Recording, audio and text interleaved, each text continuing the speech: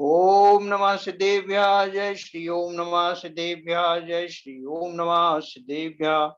मंगलम भगवान वीरो मंगलम गौतमो गणी मंगलम कुंद कुंदाद्यो जैन धर्मोस्तु मंगलम सर्व मंगल मांगल्यम सर्व कल्याण कारकम प्रधानम सर्वधर्माणाम जैनम जयतु शासनम जैनम जयतु शासनम जैनम जयतु शासनम।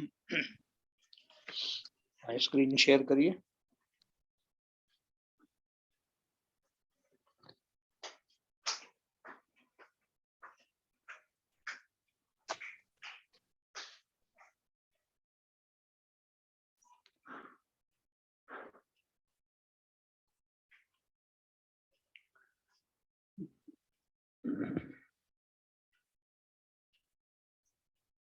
हाँ, गाथा नंबर 44।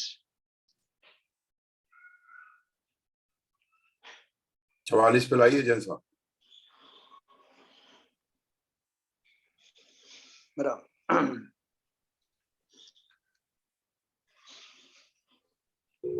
देखो, अपन बात कर रहे थे कल 44 नंबर गाथा हमने शायद एक बार पढ़ी है, फिर से पढ़ेंगे।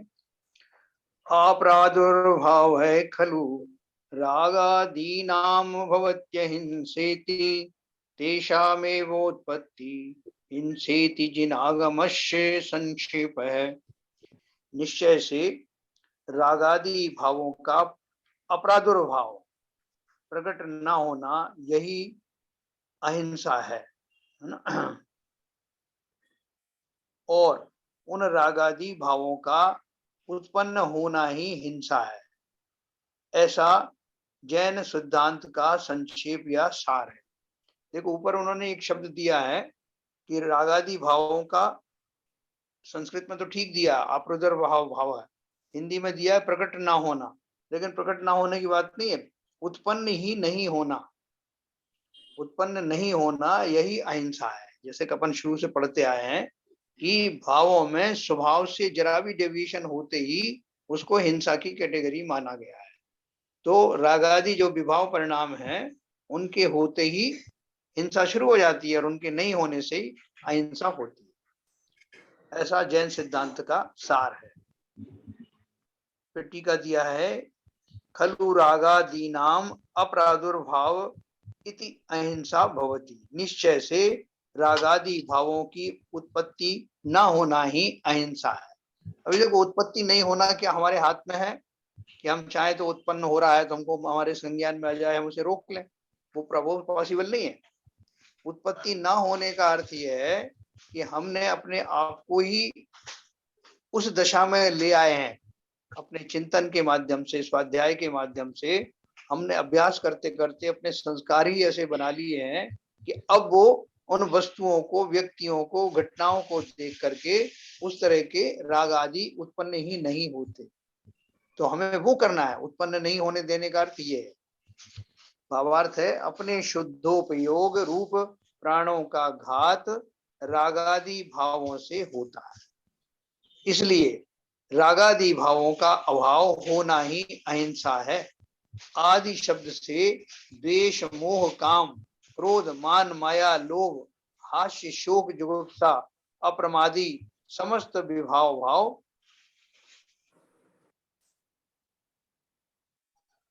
विभाव भाव जानना चाहिए। इसके इनके लक्षण कहते हैं।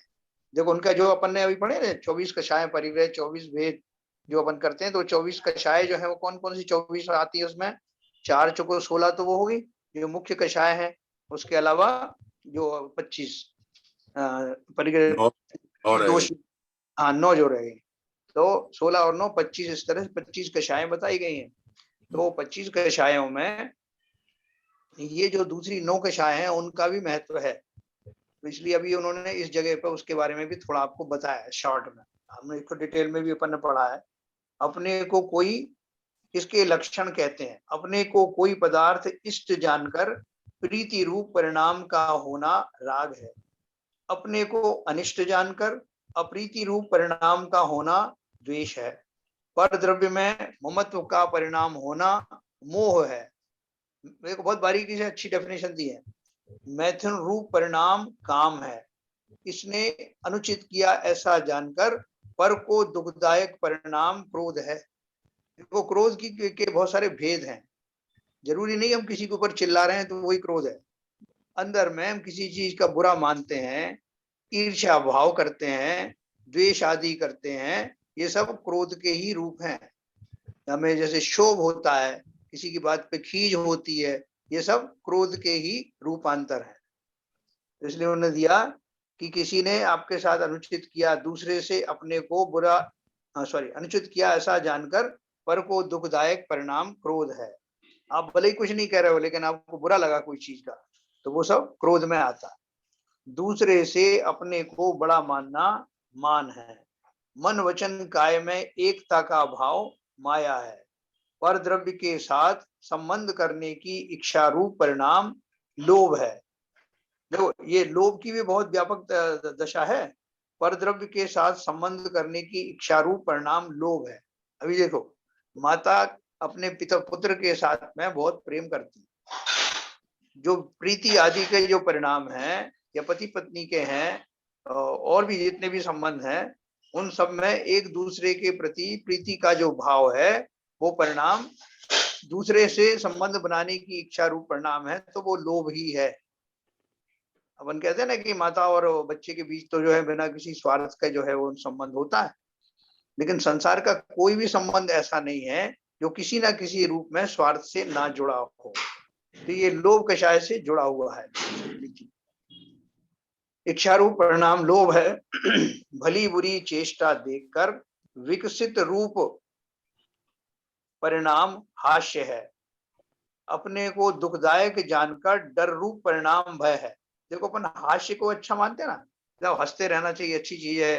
हास्य मुंह पर मुस्कुराहट होती रहनी चाहिए और दूसरों से हंस हंस के बात करनी चाहिए। ये सब व्यवहार में कहा जाता है। और वो किस लिए कहा जाता है, किस अपेक्षा से कहा जाता है कि जहां तक वो जो परिणाम है वो द्वेषपूर्ण ना हो, टेंशन वाले ना हो, तो उनमें समता लाने के लिए किसी अपेक्षा से हास्य आदि को ठीक बताया है। लेकिन जब हम मोक्ष मार्ग में जाते हैं तो मोक्ष मार्ग में क्योंकि हास्यादि भी स्वाभाविक भाव से अलग हैं, इसलिए हास्यादि की चेष्टाएं भी जब हम बहुत गहराई से सोचेंगे तो वो भी नौकशायों में समाहित है। देखो अपन ने देखा कि वो मूर्ति होती है ना, बहुत सारे लोग बोलते हैं भाई साहब वो बड़ी मूर्ति बहुत मुस्कुराती हुई मूर्ति थी, बड़ी अच्छी लगी हमें। मुस्कुराती मूर्ति अब नहीं बनती है, वो कभी गलती से किसी ने बना दी हो तो बात अलग है, लेकिन वास्तव में हमारे क्या लगा कि वो क्या है, मुनि मन सम निर्मल नीर, एक तो वो है, और गंभीर मुद्रा करके एक ऐसा पूजन में हो रहा था। तो उनकी तो नासा दृष्टि होती है और गंभीर मुद्रा होती है, क्योंकि किसी भी तरह की कषाय वो हास्य वाली हो या दूसरी तरह की हो, वो सब कषायों में आती है। तो भली बुरी चेष्टा देखकर विकसित रूप परिणाम हास्य है। अपने को दुखदायक जानकर डर रूप परिणाम भय है। भय भी मत करो। अपने इष्ट का अभाव होने पर आर्त रूप परिणाम शोक है। ग्लानि रूप परिणाम जुगुप्सा है। कल्याणकारी कार्य में अनादर करना प्रमाद है। देखो प्रमाद की बड़ी लंबी चौड़ी व्याख्या है। प्रमाद जो है, हमारे प्रमाद से जो है कर्म बंद होते हैं, और प्रमाद का जो है वो एक दूसरा अपन नाम देते हैं सावधानी, असावधानी। लेकिन वो असावधानी एक तरफ से तो ठीक है उसका अर्थ, लेकिन प्रमाद एक व्यापक शब्द है। उसमें क्या दिया है कि जो काम आपके कल्याण के लिए हो रहा है उसको ना करने, उसको करने में आलस्य करना, वो सब इसमें प्रमाद में आता है। जैसे कोई साफ सफाई करनी है आपको, सब्जियां वगैरह काट रहे हैं, उसका कचरा फेंकना है, जीवों को निकाल करके दूसरी जगह ले जाना है, ये सब तो मोटे मोटे जो है वो अप्रमाद की घटनाएं हैं। लेकिन और भी बहुत सारी होती हैं। जैसे मैंने एक बहुत छोटी एग्जांपल दी थी कि कभी जो हमारी बहनें माताएं पत्नी वगैरह जो करती है ना, अपने घर में रसोई बनाया तो अपने सब्जी पे कोई ढक्कन ढका हुआ है, फिर उसको उठा के वैसे ही गर्म ढक्कन नीचे रख देना, तो कौन उसको सीधा करे। उस चक्कर में कितने जीव वो मरते हैं और साथ में वो गंदगी भी उससे चिपकती है। तो वो थोड़ी सी जो है प्रमाद के कारण इस तरह का जो है वो क्रियाएं, हम जो कल्याणकारी क्रियाएं वो नहीं करते। अब कौन उठे, कौन स्वाध्याय करे साहब, कौन जा करके बैठे, अब ठीक है जो कुछ चल रहा है, जो किताब सामने आ गई कोई पढ़ ली। तो ये इस तरह के जो प्रमाद हैं वो लौकिक जीवन में तो जैसे तैसे चल जाते हैं, लेकिन परमार्थिक मार्ग में अगर इस तरह का हम प्रमाद करते हैं तो अर्थात हमारे जीवन की जो कल्याणकारी कार्य हैं उसमें हमें उसके ऊपर में हमें बहुमान नहीं आता, उसके प्रति अनादर के भाव है। तो इसलिए उन्होंने लिखा कल्याणकारी कार्य में अनादर करना प्रमाद है। इत्यादि समस्त विभाव भाव हिंसा की पर्याय है, इनका ना होना ही अहिंसा है। तेषमेव उत्पत्ति ही हिंसा, उन रागादि भावों का उत्पन्न होना ही हिंसा है। इति जिनागमस्य संक्षेप है, ऐसा जैन सिद्धांत का रहस्य है। देखो ये जो जितनी भी बातें आपको बताई हैं, जो 25 कषाय जो बताई गई हैं, आप व्यापक रूप से अगर 25 कषाय को भली भांति समझ करके और एक आप संकल्प कर लें हम लोग कि ये 25 कषाय मेरे जीवन में घटती चली जाए, तो अवश्य आपको इन सबसे निजात मिलेगी, क्योंकि उनका स्वरूप अपन समझ गए। तो हमारा अब जो खान पान है, हमारी जो क्रियाएं हैं, उठा पटक है, वो सारी उसको समझ करके ही की जाएंगी और जाने अनजाने में होने वाली हिंसा से हम बच जाएंगे। भावार्थ दिया है, जैन सिद्धांत का विस्तार तो बहुत है, परंतु सर्व का रहस्य संक्षेप में इतना ही है कि धर्म का लक्षण अहिंसा, रागादि भावों का अभाव होना वही अहिंसा है। रागा ये बहुत व्यापक शब्द है। रागादि भावों का अभाव होने में, ये रागादि भाव दो शब्द ही कहे, लेकिन उसमें ये सारे 25 प्रकार के कषाय आ गए। रागादि भावों का अभाव होना वही अहिंसा है। इसलिए जैसे भी बन सके वैसे तथा जितना बन सके उतना स्वसन्मुखता द्वारा रागादि भावों का नाश करना चाहिए।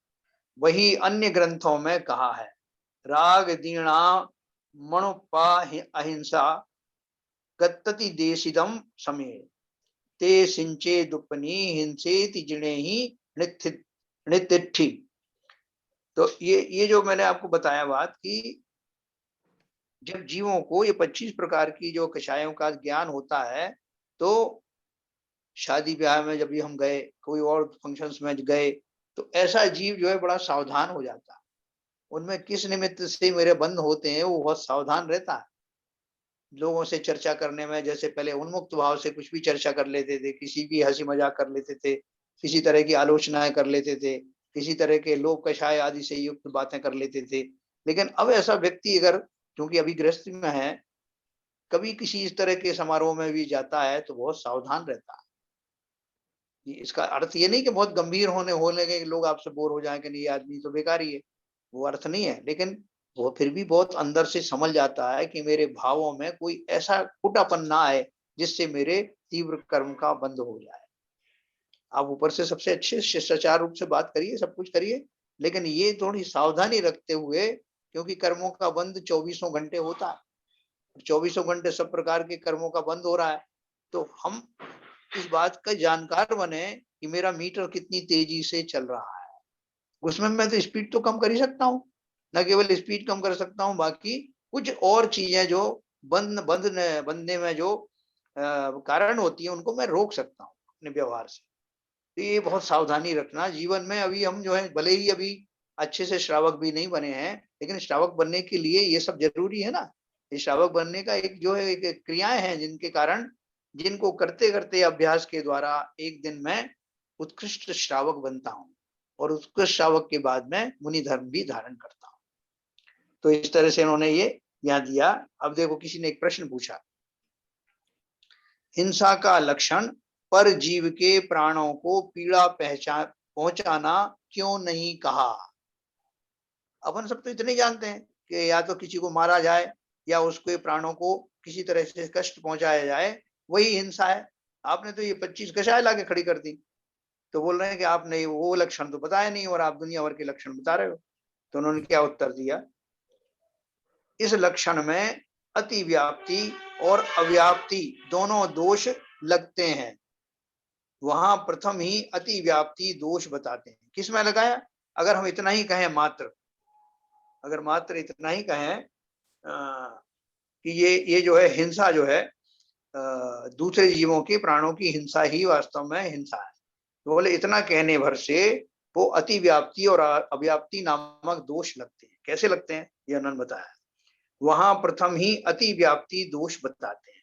अतिव्याप्ति का अर्थ क्या है कि जो जिसके लिए परिभाषा बताई गई है उस परिभाषा से बाहर की दूसरे पदार्थों पर, दूसरी चीजों पर भी वो लागू होता है तो अतिव्याप्ति कहलाता है।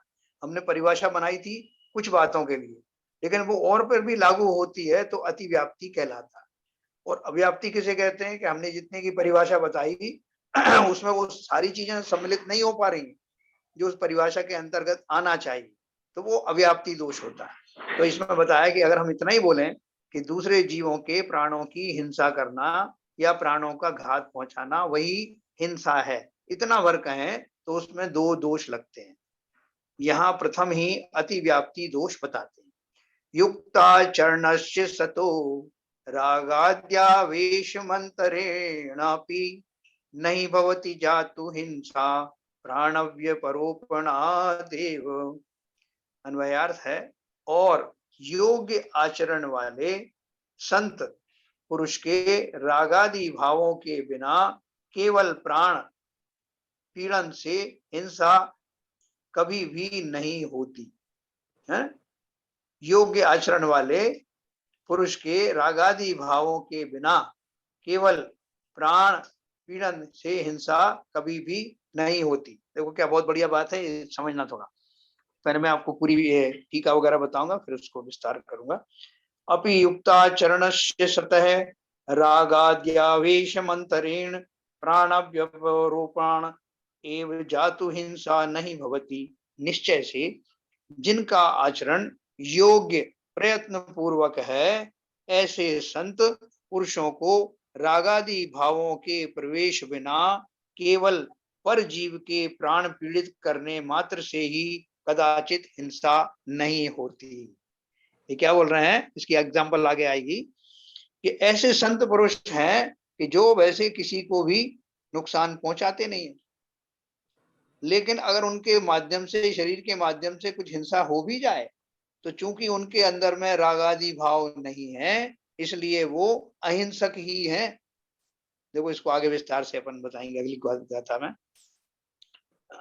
देखो ये भावार्थ दिया है, महापुरुष ध्यान में लीन है अथवा गमनादि में सावधानी से यत्न पूर्वक प्रवर्तन कर रहे हैं, और कदाचित उनके शरीर के संबंध से किसी जीव के प्राणों को पीड़ा पहुंच गई तो भी इनसे इनके हिंसा का दोष नहीं है।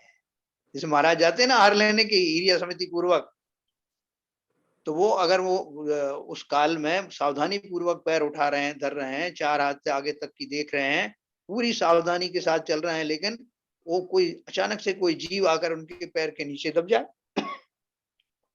जिस समय पैर जरा उठा वो कोई जीव आ जाए और पैर रखते ही जो है वो मर जाए, तो चूंकि उनके मन में किसी भी प्रकार का कोई राग द्वेष आदि भाव नहीं है, पूर्णता उससे मुक्त है, वो जीव अपनी आयु के कारण ही उसका ये दशा हुई है, उसकी आयु समाप्त होने की वजह से, उसमें उन मुनिराज को कोई दोष लगता नहीं, क्योंकि उन्होंने अपनी सारी कार्रवाई यत्न पूर्वक की है। कारण कि इसके परिणाम में कषाय नहीं था, इसलिए पर जीव के पीड़ा प्राण को पीड़ा होने पर भी हिंसा नहीं कहलाती, अतः अतिव्याप्ति दोष लगता है। अतिव्याप्ति कैसे लगा कि अगर हम इतने ही बोले कि जिसने भी दूसरे को प्राणों को नुकसान पहुंचाया वो हिंसा हो गई, लेकिन यहाँ इस कैटेगरी में हिंसा हो नहीं रही, तो इसलिए जो परिभाषा है वो परिभाषा में अतिव्याप्ति दोष लग जाता, तो इसलिए उसको हटाने के लिए कहा, अगर उतनी मात्र उसकी वो परिभाषा होती तो। आगे अव्याप्ति दोष बताते हैं, है ना। भले में ये अतिव्याप्ति वाला जो दोष है उसमें ये आपको बताया, दूसरा इससे मिलता जुलता ही है।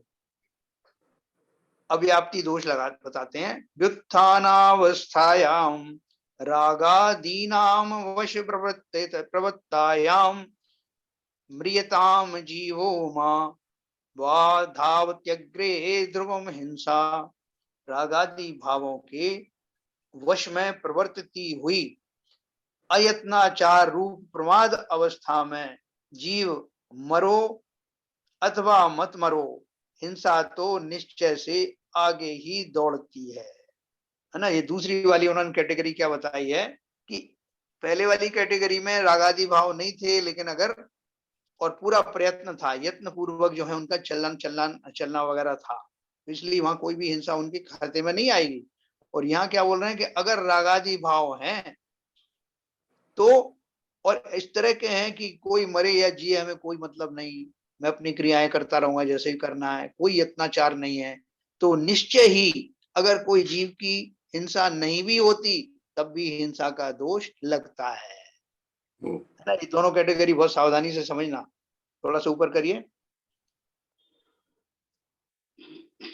हाँ, रागादीनाम वश प्रवृत्तायाम व्युत्थानावस्थायाम जीव म्रियताम वाया वामा म्रियंताम हिंसा अग्रे ध्रुवम आधावती।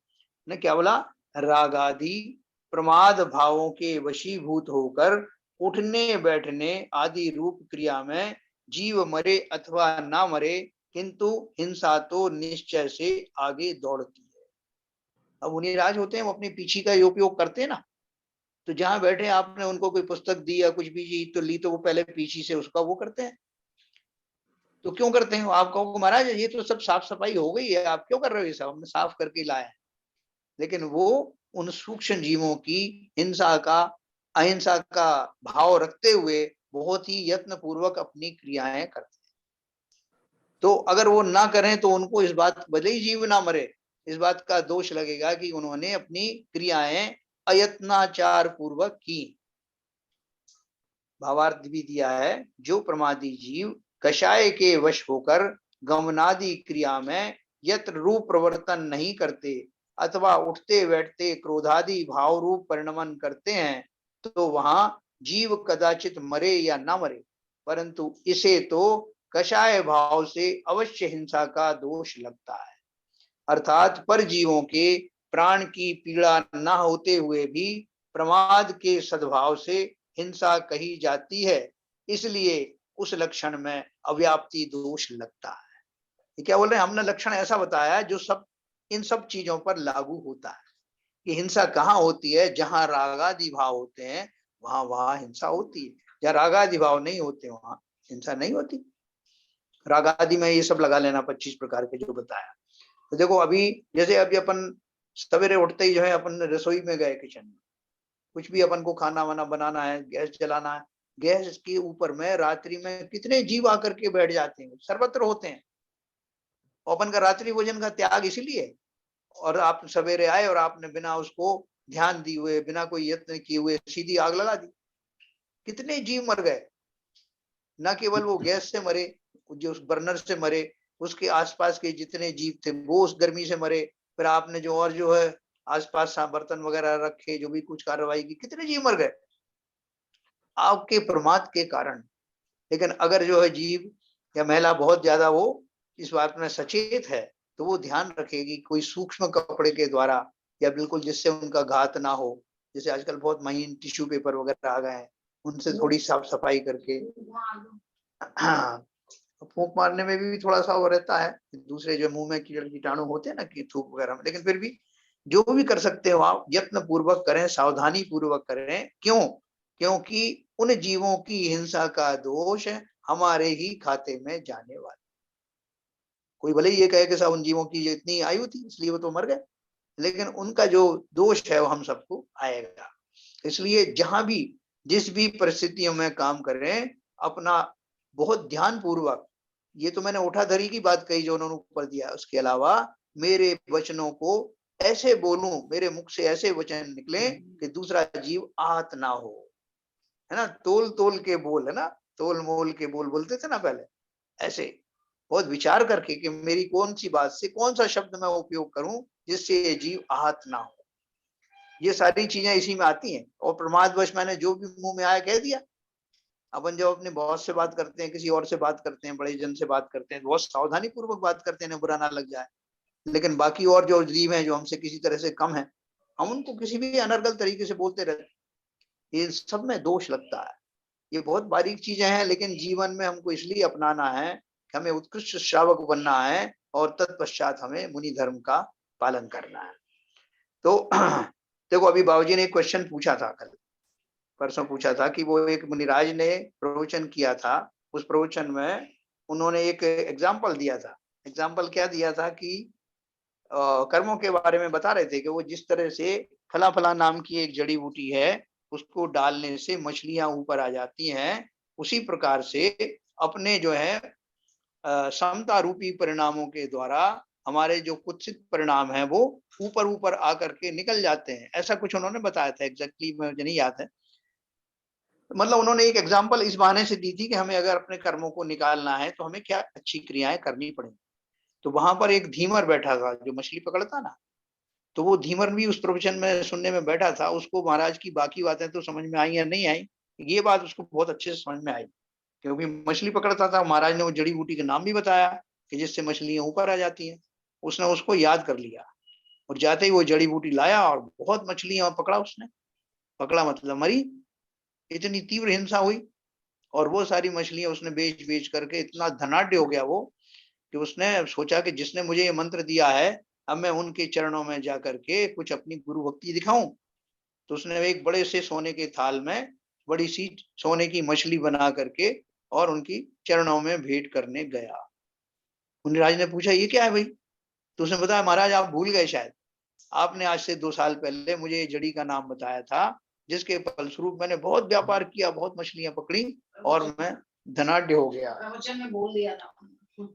तो बोले कि महाराज को तो बड़ा एकदम धक्का लगा कि अरे मैंने कैसा प्रवचन में क्या कर दिया जो जिससे इतना अनिष्ट हुआ, इतने जीवों की हिंसा हुई, पंचेंद्रिय जीवों की। तो उनको बहुत बुरा लगा ये सोच करके कि मैंने क्या गलती कर दी इसमें।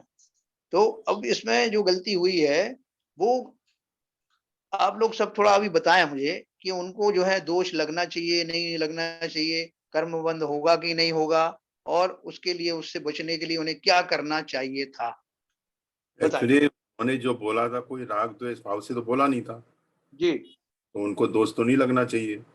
हाँ मगर जब उनको ये मालूम पड़ा है कि इस तरह का हो गया है, तो वो जो उनको प्रायश्चित प्रायश्चित, भाव आ रहे हैं, हाँ तो वो प्रायश्चित का भाव करेंगे जिससे आगे ऐसी हिंसा न हो, जी और उपदेश दें कि भाई ये बात तो गलत है, हिंसा हो रही है, ऐसा नहीं करना चाहिए। मेरा हाँ अपना बराबर है, बराबर है। और कोई बताएं?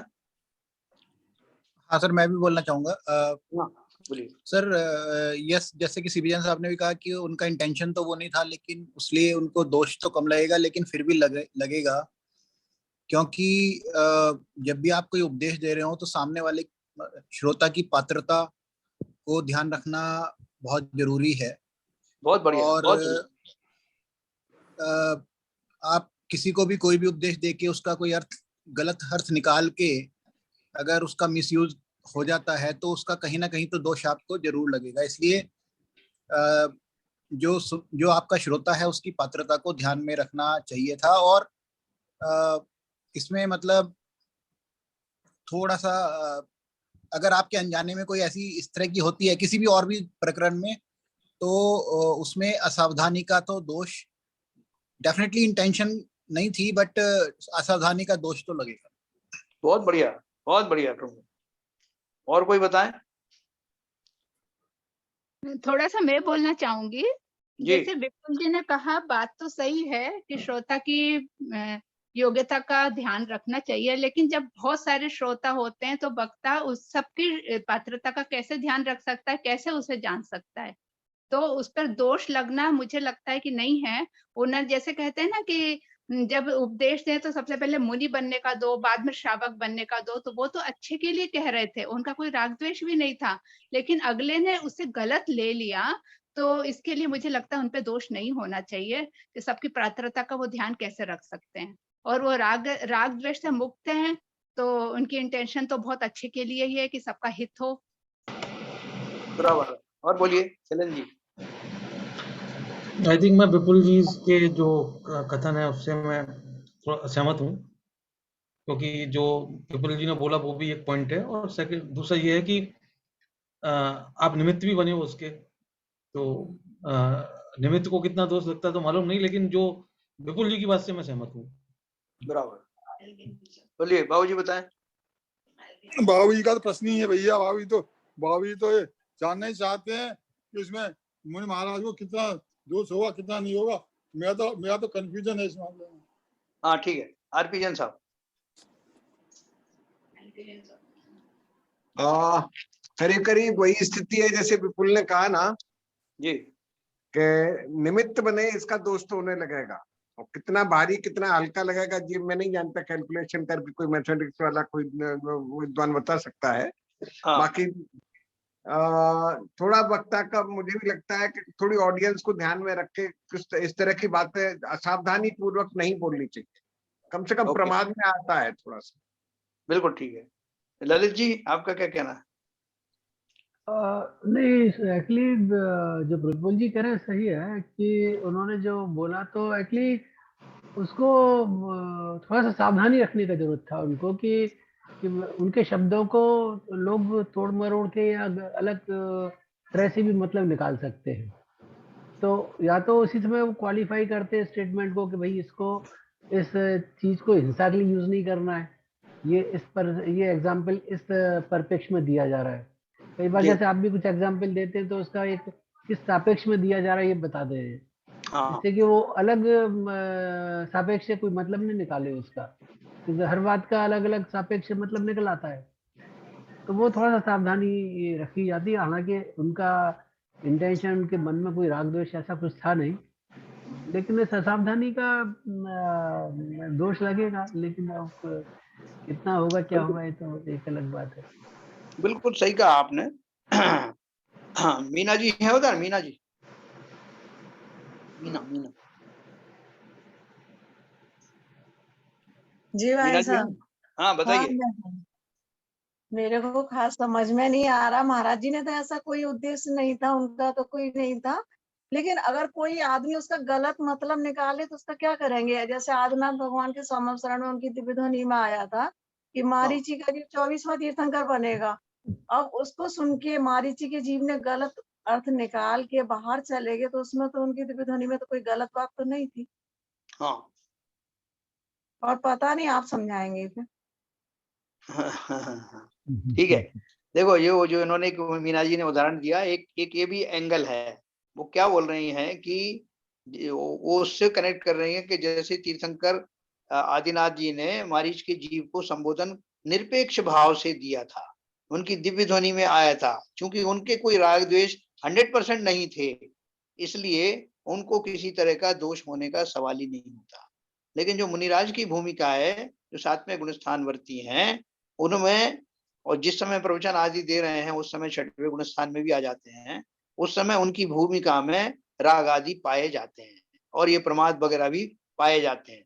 अगर उन्होंने वास्तव में, हो सकता है उनके मन में किसी तरह का राग आदि होगा ही नहीं, लेकिन प्रमाद आदि का, जैसे आप सबने बताया, अगर वो प्रमादवश ऐसा हुआ है कि उन्होंने इस बात को सुनिश्चित नहीं किया कि जिन जीवों को वो उपदेश जा रहा है उसका गलत भी अर्थ निकाला जा सकता है, उस टाइम तो उन्होंने सोचा भी नहीं होगा, तो अवश्य ही उनकी भूमिका में किंचित दोष भी लगेगा।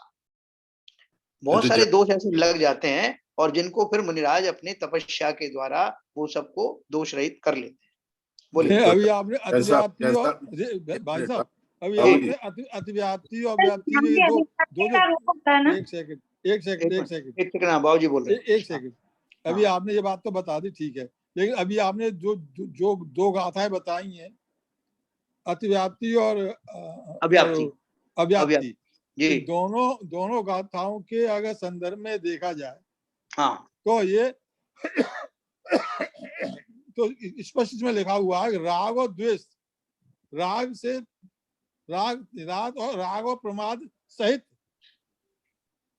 प्रमाद सहित जो क्रियाएं हों उनसे कोई हिंसा होती है तो वो हिंसा में आएगी। हाँ। और अगर राग और प्रमाद उसमें नहीं है तो हिंसा होते हुए भी हिंसा के दोषी नहीं है वो।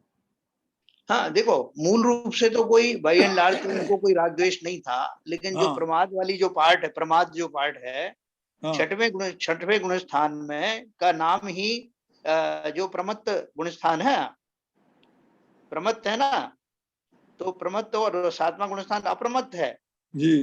तो 6वें गुणस्थान में जब भी उनको ये भाव आए होंगे उपदेश आदि के, तो वो उस गुणस्थान में ऑलरेडी थे, तो वहां प्रमादवश ऐसा सुनिश्चित करने का उनको या तो मौका नहीं मिला या भाव नहीं हुआ या जो भी आप समझ लें। तो चलो अगर ऐसा हुआ है, प्रमादवश ऐसा हुआ है, तो जितना वो प्रमाद का दोष लगना है, किंचित दोष लगता है, वो लगता है। ये सातवें गोष्ठान में तो जैसा- भाव तो बनेंगे वो- उनके प्रवचन देने की। सातवें जैसा- गोष्ठान में तो ये भाव आ ही नहीं सकते। जैसा ये मैं जो बराबर, भाव बराबर। ये भाव जो बाबूजी के- आएंगे वो छठे गोष्ठान में ही आएंगे। हाँ, जैसा ठीक है। बाबूजी हाँ। के कंटेंट्स में कहना चाहूंगा, हाँ, देखिए मुनि महाराज, मुनि जब अपने आहारचर्या के लिए निकलते हैं, वो भी एक रागादिक भाव से ही निकलते हैं छठे में या चढ़ा होता बिहार- होता या बिहार हाँ। करते हैं और वो पूरी सावधानी के साथ चलते हैं, तो उसमें जो हिंसा होती है, आरंभी हिंसा होती है, जो भी हिंसा होती है, तो उनका तो दोष नहीं लगता है। हाँ, दूसरी बात यह है कि जब वो प्रवचन दे रहे हैं, जब मूल रूप से अगर वो प्रवचन भी दे रहे हैं तो वो भी रागाद भाव होते हैं, तो उतनी उनको हिंसा तो लग रही है वैसे भी। अगर जो वैसे भी प्रवचन दे रहे हैं, नॉर्मल प्रवचन भी दे रहे हैं, तो वो अपने निज स्वभाव से, निश्चय के स्वभाव से तो दूर हटके उस स्वभाव में आके प्रवचन दे रहे हैं, तो राग भाव है, तो वो तो दोष उनको वैसे भी लग रहा है। हाँ, मगर जब वो प्रवचन दिया है उन्होंने, हाँ, उस समय कोई असावधानी नहीं थी। उस समय उन्होंने जब कोई चीज सोची नहीं है, देखिए जैसे आपने एग्जाम्पल दिया कि आप सुबह श्रावक क्या कहते हैं, ग्रस्त किचन में जाता है और बिना गैस के ऊपर की किचन के सरफेस की सफाई करके और अपना आग जलाता है, तो वो तो बात समझ में आती है, वो असावधानी है। आपने गरम क्या कहते हैं, तस्तरी को ऊपर से निकाल के नीचे रख दिया, हाँ, तो उसमें जो जीवों की हिंसा हुई, वो असावधानी है। मगर जब मुनि जी प्रवचन दे रहे हैं और उनकी प्रवचन की जो मुख्य उद्देश्य था, वो उदाहरण इसलिए था कि जिस तरह से उस पर्टिकुलर जड़ी बूटी से मछलियां ऊपर आ जाती हैं, उसी तरह अपने कर्मों को ऊपर लाने के लिए, अपने दोषों को निकालने के लिए आपको ये करना चाहिए। तो हाँ। जीव कल्याण के लिए जो उनका उपदेश है, इस समय तो कोई असावधानी नहीं थी। तो जैसा कि नीरजा जी ने कहा कि इतनी बड़ी ऑडियंस में ये सुनिश्चित करना कि पात्र की पात्रता क्या है, ये तो बहुत मुश्किल का काम है। ये तो करना ठीक नहीं है। तो मैं विपुल जी की बात से इस हद तक सहमत हूँ कि जो हिंसा हुई है उसका दोष तो लगेगा, मगर वो दोष उतना ही लगेगा कि जो मुनि महाराज अपने राग वेश में आके जो प्रवचन दे रहे हैं, वो प्रवचन देने से जो उनको दोष लगेगा वही दोष लगेगा। स्पेसिफिकली जो हिंसा हुई है वो दोष नहीं लगना चाहिए। चलिए बहन जी और बताएंगे अभी इस बारे में थोड़ा।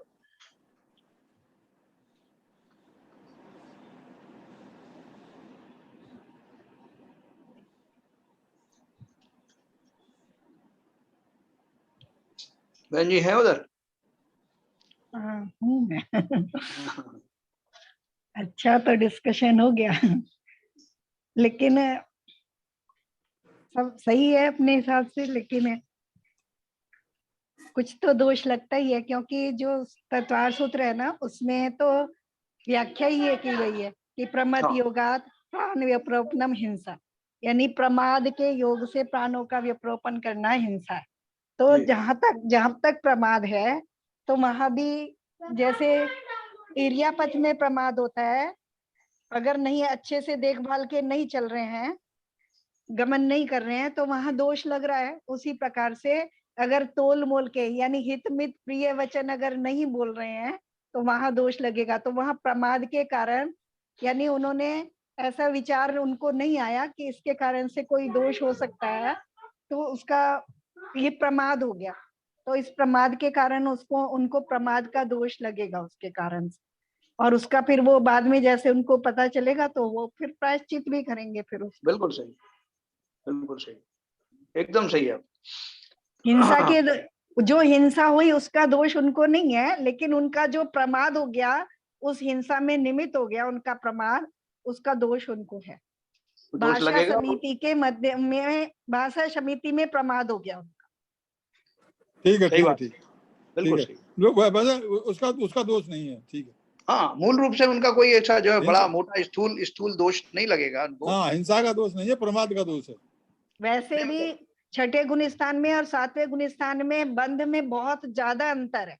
जी हाँ, सातवें गुण स्थान में शुद्धोपयोग होने के कारण निर्जरा अधिक है, बंध कम है, और बिल्कुल। छठे गुण स्थान में निर्जरा बहुत कम है, बंध बहुत अधिक है। वैसे हाँ, हाँ, बिल्कुल सही, बिल्कुल सही। इसलिए प्रमत्त और अप्रमत्त गुण स्थान है ना वो दोनों। एक बात और कहना चाहता है इसमें, जी। जैसे प्रमाद में छोटा और बड़ा ये जजमेंट करना बड़ा मुश्किल है, क्योंकि आपके प्रमाद से आप गाड़ी चला रहे हो और थोड़े से प्रमाद से कई लोगों की जान जा सकती है। तो उसको मतलब हम कह नहीं सकते कि उसमें कितना दोष कम और ज्यादा, कि हमको तो जरा सी झपकी आई या जैसा आलस आया या कुछ ऐसा हुआ, लेकिन हम उसके निमित्त बन गए, बड़ा हो गया। तो ये मतलब अभी सैद्धांतिक रूप से कहीं ऐसा इसमें कहीं कैलकुलेशन तो नहीं है, लेकिन हाँ बहन जी की बात से हम एकदम बिल्कुल सहमत हैं। वो शैलेन जी, नहीं इसमें तो यार आप ड्राइवर वाली बात कर रहे हो, तो इसमें तो ऐसा है, प्रमाद जो है सावधानी पूर्वक चलना है बस, केवल ये नहीं, सावधानी से हटना ही प्रमाद है, सावधानी से हटना ही प्रमाद है। वही तो उन्होंने कहा, समिति का मतलब ढाई हाथ देख करके चलना सावधानी पूर्वक, और आपने एक किंचित मात्र भी सावधानी हटी आपकी तो दोष लग गया, प्रमाद हो गया। उसमें भी है ना, जैसे आपने स्वयं ही कहा कि हमें झपकी आ गई, यानी हाँ, अगर आप ऐसी अवस्था में, आपको अनुमान है आपकी अपनी ऐसी अवस्था का, और ऐसी अवस्था में आप गाड़ी चला रहे हैं तो आप दोषी हैं। हाँ, बिल्कुल बिल्कुल बिल्कुल बिल्कुल 100%। है ना, कोई जैसे नशा करके गाड़ी चला रहा है ना, या बहुत थका है, उसको नींद के झोंके आ रहे हैं, वो फिर भी गाड़ी चला रहा है, तो उसका स्वयं का भी नुकसान हो सकता है, दूसरे का भी, तो वहां वो दोषी है ना। बिल्कुल दोषी है, 100%।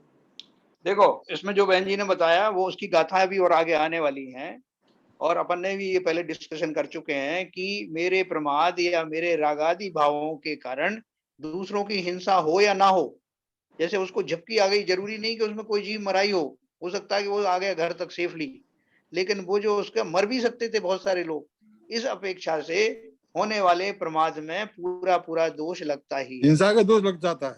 हाँ, यही तो दोनों गाथाओं में यही तो बताया है, दोनों गाथाओं में यही बताया है। जी हाँ, बिल्कुल बिल्कुल। तो और कंक्लूजन ये हुआ कि इवन प्रवचन देने में भी कुछ न कुछ तो प्रमाद रहता ही है, तो वहां तो दोष लगता ही है। नहीं, वहां वो राग की बात आती है, जो हम अपन जो प्रवचन कर रहे हैं वहां राग की बात है, मुख्य रूप से। और राग द्वेष आदि जो परिणाम है वो भी हिंसा रूपी है, आचार्य उनको हिंसा में ही रख रहे हैं।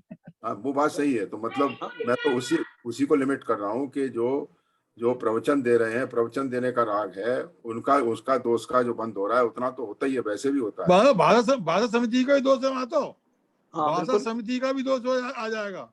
हाँ, यही सब दोष अपन पढ़ रहे हैं, धीरे धीरे वो भाषा समिति का भी आएगा। ठीक है, तो ये फंडामेंटल अपने को क्लियर होने लगे इस तरह से, ये डिस्कशन से अपन को अच्छा लगा होगा। ये डिस्कशन बहुत तो ज्यादा सूक्ष्म वर्णन है इसमें हिंसा। ये डिस्कशन तो इतना बढ़िया है, इतना अच्छा लग रहा है मेरे को, कि यदि हम कभी बात करते करते अपनी मर्यादाओं, मतलब बहस में जाके अपने को सिद्ध करने के हम कोई भी बात कर लेते हैं, तर्क कर लेते हैं, तो उस तर्क शक्ति से भी बचना चाहिए। कहाँ मतलब कहाँ कैसा बोल जाते हैं और उससे किसको दुख हो जाता है, जो हमको पता भी नहीं लगता है कि भाई हम ऐसी, हमने भले ही बात अच्छी बोली हो, लेकिन यदि उसके भाव में थोड़ी तीव्रता आ गई, वो भी दूसरों को अहित कर सकती है। ऐसा मैं मानता हूँ। बिल्कुल सही है। अभी ये बहन जी ने बोला ना केवल उठने चलने बैठने में, बल्कि भाषा समिति में मैं क्या बोल रहा हूँ, कैसे बोल रहा हूँ, उससे किसी को कोई नुकसान तो नहीं होगा, तोल मोल के बोलना, बहुत ही यत्न पूर्वक बोलना, ये सब मैंने बताया था पहले भी। तो वो सब इसमें भी तो कहा जाता है, वचन के घाव तो जल्दी से भरते नहीं है। शरीर के घाव तो फिर भी भर जाते हैं। तो चलिए, बहुत बढ़िया डिस्कशन हुआ। अभी आगे की गाथाओं में इसी तरह के जो है और चीजें आने वाली हैं। और एक प्रश्न है सर मेरा। हाँ, ये जो दो स्त्री आपने बताई अव्याप्ति और अतिव्याप्ति में, तो दोनों में जो गाथा में बेसिकली कषाय के बारे में, जो कि अगर राग आदि नहीं है तो हिंसा नहीं है, और अगर राग आदि प्रमाद ये सब है तो हिंसा है। बिल्कुल ये जो बिल्कुल शब्द है अतिव्याप्ति और अव्याप्ति, ये कैसे रिलेट हो रहे हैं, वो मैं रिलेट नहीं कर पाया इसमें। हाँ, मैं आपको बताता हूँ, एक बताता हूँ। देखिए, मैंने आपको परिभाषा में ये बताया था, अतिव्याप्ति का अर्थ ये होता है कि जो हमने किसी चीज की परिभाषा बताई, उस परिभाषा के दायरे में कोई चीज छूट गई, अगर मान लीजिए जो नहीं आई हैं, तो वो अव्याप्ति दोष है। और वो चीजें भी आ गई जिनके लिए परिभाषा हमने नहीं बनाई, उन पर भी वो लागू होता है, तो अतिव्याप्ति हो गई। तो जैसे अगर हम ये कहें कि जीवों के प्राणों का जानना, प्राणों से रहित करना ही हिंसा है, इतना मात्र अगर स्टेटमेंट है, तो ये स्टेटमेंट में पूरी बात क्वालिफाई नहीं हुई। क्यों नहीं हुई? जैसे अपन ने कहा कि जीवों की हिंसा नहीं हुई, लेकिन किसी जीव के भाव हैं राग से भरे हुए, तब भी हिंसा हुई ना। तो इसलिए इतना जो लिमिटेड डेफिनेशन देना कि जीवों के प्राणों का व्यवघात होना ही हिंसा है, वो कहां तक सही है? तो इसका मतलब ये कि ये अतिव्याप्ति दोष हो गया, ये उन लोगों को सम्मिलित नहीं किया, सॉरी, इसमें अव्याप्ति दोष हो गया, अव्याप्ति दोष हो गया कि वो जो जीव हैं जो रागादि कर रहे हैं, हमने उनको तो जो है वो गिना ही नहीं। पर हम एक्चुअली सर हिंसा, अतिव्याप्ति और अव्याप्ति की शब्दों की वजह से थोड़ा हिंसा और अहिंसा मतलब जस्टिफाई कर रहे हैं, एक्सप्लेन कर रहे हैं। हाँ। आपने जो बताया मूल सिद्धांत के भी राग आदि है तो हिंसा है, राग आदि नहीं है तो हिंसा नहीं है। तो अब इसमें अतिव्याप्ति कैसे बीच में आ गया? इसमें नहीं है ना, अव्याप्ति कैसे? क्योंकि जब एक्चुअली हिंसा, हमने डेफिनेशन ये ली कि अगर ये कषाय उपस्थित है तो हिंसा है। देखो, वो जो प्रश्न किसी ने जो पूछा था ना, थोड़ा नीचे करिए, बताता हूँ। वो जिसने प्रश्न किया है, वो प्रश्न इसलिए तो किया उसने कि आपका ये जो स्टेटमेंट है, ये देखो उन्होंने लिखा ना, प्रश्न लिखा है, हिंसा का लक्षण पर जीवों के प्राणों को पीड़ा पहुंचाना क्यों नहीं कहा। वो ये कहना चाहता था कि आप तो ये भी तो शामिल हो गया ना ऑटोमेटिकली, जब हमने रागादि कोई इससे भी बड़ी चीज ले ली, जैसे होता है ना सर, सेट सबसेट होता है, तो ये छोटा सा एक सबसेट है एक्चुअली हिंसा वाली चीज, हमने तो बड़ा सेट बना दिया जो कि रागादि है एक्चुअली। जो आप समझ गए हैं वही तो वो कहना चाहते हैं कि भैया उसमें हिंसा बहुत व्यापक रूप में हमने कर ली, तो आप छोटी सी बात कह रहे हो। उसमें आपने जो बात कही है वही तो वो कह रहे हैं उत्तर में। मतलब एक्चुअली अतिव्याप्ति अव्याप्ति कर रहे थोड़ा कॉम्प्लिकेट सा लग रहा है मेरे को, मतलब एक सिंपल शब्दों में आंसर है इसका, लेकिन अव्याप्ति करके अभी मैं इसका मतलब, इन दो शब्द का मतलब एब्जॉर्ब नहीं कर पाया हूँ अभी भी। मुझे भी समझ में नहीं आया भाई सब अतिव्याप्ति और अव्याप्ति। जब सिंपल इसका आंसर है कि भाई ये तो छोटी सी चीज है, ये राग आदि इस सबको लपेटे हुए है एक्चुअली। वही कहने का अर्थ है कि ये जो रागादि परिणाम है उनमें वो सब तरह की हिंसा समाहित है, और जिन प्राणों के घात होने के बावजूद भी जो हिंसा नहीं कही जाती, वो बात भी उसमें कही गई है।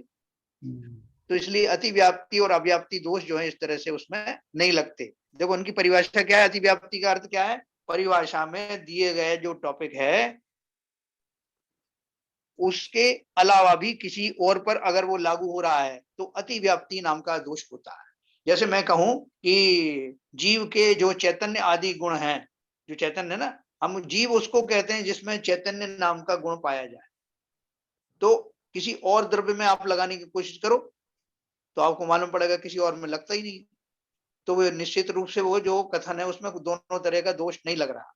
लेकिन अगर मैं ये कहूं कि जिनमें हलन चलन आदि पाया जाए वो सब जीव है, तो इसमें कौन सा दोष लगा? क्योंकि पुद्गल में भी हलन चलन रूप जो है गुण पाया जाता है, और मैं कहना चाहता हूं जीव का, जिनमें हलन चलन रूप जो गुण पाया जाए वो सब जीव है। तो कोई कहेगा साहब वो तो पुद्गल में भी पाया जाता है, तो ये इसमें कौन सा दोष लगा? इसमें अव्याप्ति दोष लगा ना, हलन चलन तो उनके भी है। तो इस तरह से वो जो दोष ना लगे उसके लिए, आज मैं कहूं पुद्गल परमाणु के बारे में बात करूं, या बोलूं आपका जो क्या बोलते हैं अमूर्तिक, मैं कहूं कि जीव द्रव्य उसे कहते हैं जो अमूर्तिक होता है, तो आप कहोगे कि बाकी के जो पुद्गल के अलावा और जो चार द्रव्य हैं वो सब अमूर्तिक है ना। तो आप कैसे ये परिभाषा कह रहे हो कि जीव द्रव्य उसे कहते हैं जो अमूर्तिक होता है? तो इसका अर्थ क्या है कि मेरी परिभाषा में ना तो वो चीजें कोई छूटनी चाहिए जो जिन पर वही लक्षण लागू होते हैं, और ना ही वो चीज आनी चाहिए जिनको कि मैं उसको एक्सक्लूड करना चाहता हूँ। साहब जो मैं एक मिनट बोलना चाहूंगा इसमें। हाँ, ललित जी ने जो बताया, जो कह रहे हैं, बेसिक चीज ये है कि रागादि भाव से जो दोष लग रहे हैं वो हिंसा है, रागादि भाव से दोष नहीं लग रहे वो हिंसा नहीं है। ये तो एक कैटेगरी है कि हिंसा किस भाव से हो रही है, मगर जो अव्याप्ति अतिव्याप्ति वाला जो कैटेगराइजेशन है ये उसका फर्दर एक्सप्लॉइटेशन है, फर्दर डिफाइन कर रहा है कि अगर हम अतिव्याप्ति में बोलेंगे उसको, जैसे आपने बताया कि प्राणों का घात हुआ, केवल वही हिंसा है। हाँ मतलब हिंसा की पूरी डेफिनेशन उसमें कवर नहीं हुई। बराबर। इस तरह का बोलना अतिव्याप्ति दोष की तरह से डिफाइन किया हुआ है। हाँ। इस मतलब ये नहीं है कि रागादि भाव से जो हिंसा हो रही है या नहीं हो रही है उसकी डेफिनेशन पे इसका कोई इम्पैक्ट हो। हाँ, और हाँ। अतिव्याप्ति वाला दोष है वो जिसमें सारा कवर हो जाता है, तो वो इसलिए उसको अतिव्याप्ति दोष हो गया। तो उसके कवरेज के लिए दो शब्दों की उत्पत्ति हुई है कि अगर ऐसा बोलेंगे तो उसमें ये दोष लगेगा, अगर ऐसा बोलेंगे तो उसमें ये दोष लगेगा। बिल्कुल सही कहा, बिल्कुल सही है, बिल्कुल सही है ना। अभी क्लियर नहीं हुआ, अभी क्लियर नहीं हुआ तो बहन जी को आग्रह करो। मेरा वही क्वेश्चन है, किसी भी टाइप से कैसे भी हिंसा हुई मतलब उसका पाप तो लगेगा। मुनि महाराज जी के पैर पे नीचे भी आया है जीव, तो मुनि महाराज जी को पाप तो लगना ही चाहिए। बोलो जी भाई वो कैसे, मतलब भले उनके विचार नहीं आए, अनजाने में तो हम भी सांस ले रहे हैं अनजाने में, लेकिन बहुत सारे जीव जा रहे हैं। हमारी कोई हिंसा करने की किसी इच्छा नहीं है, किसी जीव को हमारे कोई इच्छा नहीं है, लेकिन सांस में मर तो रहे हैं। सांस ले रहा हूँ मैं, सांस ले रहा है, सांस में मर तो रहे हैं जीव चीजें। मेरी कोई किसी को मारने की इच्छा नहीं है, ना मेरे मन से भाव है उसके, लेकिन जो मेरे द्वारा हो तो रहा है हिंसा, किसी की जान गई मतलब उसका पाप तो लगता ही। वो है कि कितना कम लगेगा या बहुत, वो अलग चीज है। वो तो जब तक अनंत सिद्ध नहीं बनेंगे चलती रहेगी। किसी भी टाइप की कैसे भी हिंसा हुई उसका पाप तो होता है। हाँ बिल्कुल सही कहा आपने। अब ललित जी आपका वो जो अव्याप्ति अतिव्याप्ति समझ में आया कि और एक्सप्लेनेशन की जरूरत है? नहीं जी ठीक है, ठीक है जी, ठीक है। नहीं, जो अभी बात बताई जो हिंसा लगेगी वो तो हिंसा वहां तक चलती रहती है जब तक जीव क्या कहते हैं अनंत और सिद्ध अवस्था में नहीं पहुंचता है, तभी तो वो संजलन कसाय वो साथ में आती है। देखो अपन जो है हर एक स्टेटमेंट जो देते हैं उसमें बहुत ध्यान पूर्वक वो परिभाषाएं बनाई जाती है। जैसे अभी किसी ने परिभाषा बताई कि जिस चीज को भी छुपाना पड़े वो सब पाप है। यस। अभी आप इसको पूरी तरह सोचोगे और आप ऐसी कोशिश करोगे लाने की उसमें ऐसी कोई चीज ढूंढी जाए कि जो छुपाने की जरूरत भी जिनको नहीं हो और वो छुपाने की जरूरत भी हो और वो पाप की कैटेगरी में ना आए। आप बहुत सारी चीज सोच सकते हो, लेकिन जो परिभाषा बनाने वाला है वो ये सारे एंगल सोचने के बाद ही परिभाषाएं बनाता है। अगर उसमें से वो कुछ एक्सक्लूड हो जाए या ज्यादा चीजें उसमें इंक्लूड हो सकती हैं तो उसमें अव्याप्ति और अतिव्याप्ति का दोष लगता है। बस बहुत बढ़िया, बहुत बढ़िया। तो चलिए अगला एक गाथा और पढ़ते हैं। युक्ताचरण हो गया हमारा क्या? 40वां नंबर गाथा। देखो ये हम बहुत ज्यादा किस्मत वाले हैं, बहुत हमारा सौभाग्य है कि ऐसा अनुपम ग्रंथ जिसमें इतनी ग्रास रूट लेवल की चीजें भरी पड़ी हैं। ये अभी हमारा जो एलिमेंट्री जो है हमारी चीज शुरू हुई है हिंसा के बारे में, इसके बाद आप इसकी व्यापकता देखना हम कैसे उठते बैठते हैं। और हम मुनि हैं, अगर मान लीजिए हम मुनि धर्म का पालन कर रहे हैं तो हमें कितना बेसिक से शुरू करना पड़ेगा कि हम जब मुनि बने तो हमसे ये मेजर गलतियां ना हो। इसको बहुत सूक्ष्मता से अद्भुत रूप से इस ग्रंथ में दिया है और बहुत संक्षेप में दिया है, और उस संक्षेप से विस्तार करते हुए हमें बड़ा रोमांच होता है, बड़ा अच्छा लगता है। तो मैं अभी एक गाथा के बारे में आपको थोड़ा सा और बताऊंगा, 2 मिनट हमारे पास है। हिंसा का प्रश्न पूछा है, हिंसा का अर्थ तो घात करना है, पर जीव के प्राण का घात किए बिना हिंसा कैसे कही जा सकती है। देखो फिर भी शिष्य ने जो है चैन नहीं लिया, उसने बोला, उसने बार बार उसको और बारीकी में गया। उसने बोला कि आप हिंसा की बात कर रहे हो, हिंसा का अर्थ तो एक ही है कि पर जीवों का घात करना, पर जीव के प्राण का घात किए बिना हिंसा हो ही कैसे सकती है, हिंसा कही कैसे जा सकती है। तो उसने और ज्यादा अंदर में गया, तो उसके परिणाम स्वरूप गाथा नंबर 47 का जन्म हुआ। संजय भी यही कह रहे थे ना अभी। हाँ बिल्कुल संजय यही कह रहे थे कि भैया कैसे न कैसे जीव मरागा तो हिंसा तो होगी। हाँ यही प्रश्न उनका था, बिल्कुल सेम। बिल्कुल सही है। तो उसी का उत्तर ये दिया है, जाते जाते उत्तर मैं आपको बताता हूँ। उसका उत्तर आगे कहते हैं, यस्मात् कषाय है सन हन्त्यात्मा प्रथम आत्मनम पश्चाज्जयेत नव हिंसा प्राणन्यंतारणाम तु। कारण कि जीव कषाय भाव युक्त होने से प्रथम अपने से अपने को घात, यानी हाँ नीचे करिए,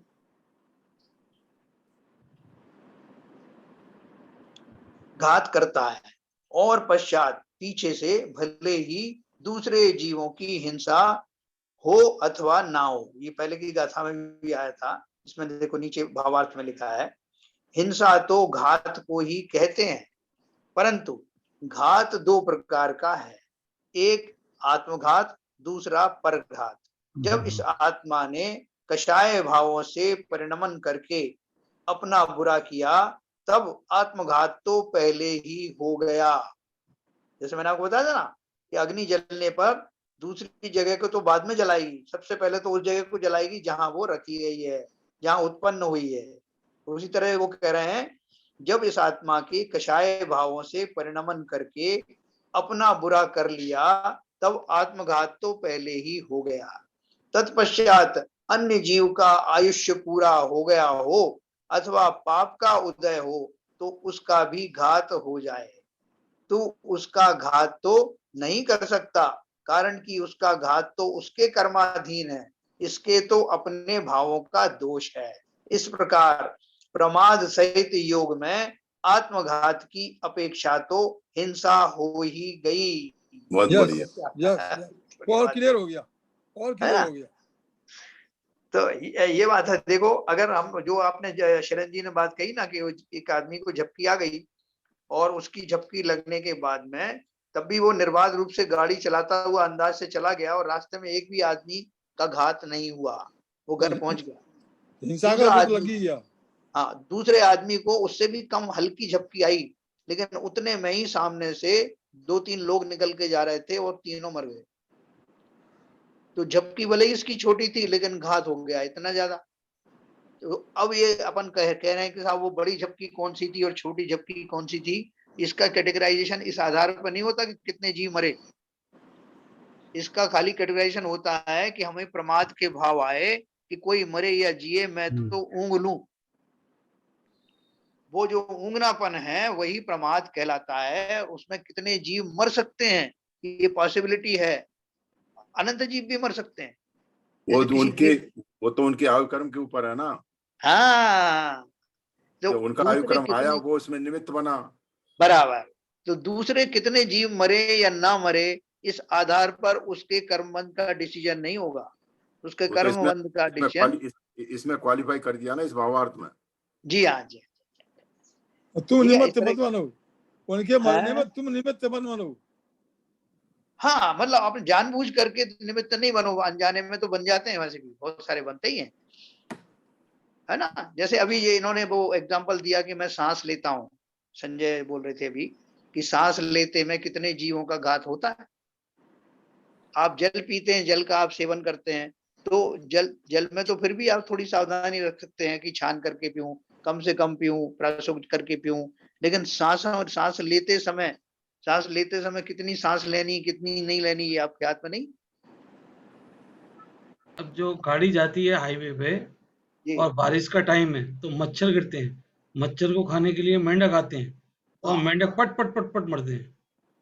तो मतलब जैसे हमको मालूम है कि बारिश के टाइम में ज्यादातर हो तो कार से बहुत लंबा जाना है तो कार से, मतलब जो हाईवे पे जाना है, जैसे बॉम्बे में प्रॉब्लम नहीं आएगी कि बॉम्बे में तो कारें इतनी चल रही हैं तो वहां तो जीप पहले से ही जा चुका है।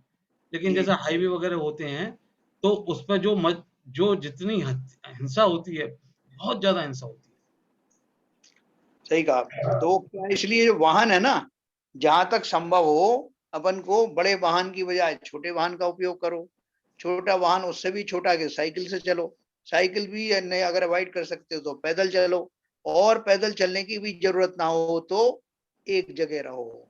चातुर्मास में यही तो किया जाता है।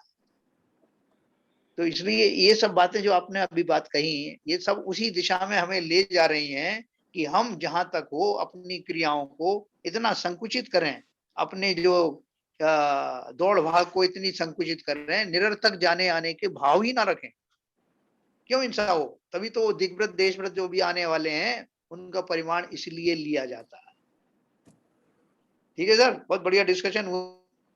फिर इसमें एक कल इस क्वेश्चन का कल जवाब देना कि फिर जो मुनि महाराज हैं वो एक स्थान पे क्यों नहीं टिकते, वहां से बिहार करके दूसरी जगह क्यों जाते हैं चतुर्मास करने के बाद? तो ठीक लगा आपको? आज की गाथा अच्छी लगी? बहुत अच्छा साहब, बहुत अच्छी। जिनवाणी स्तुति करेंगे।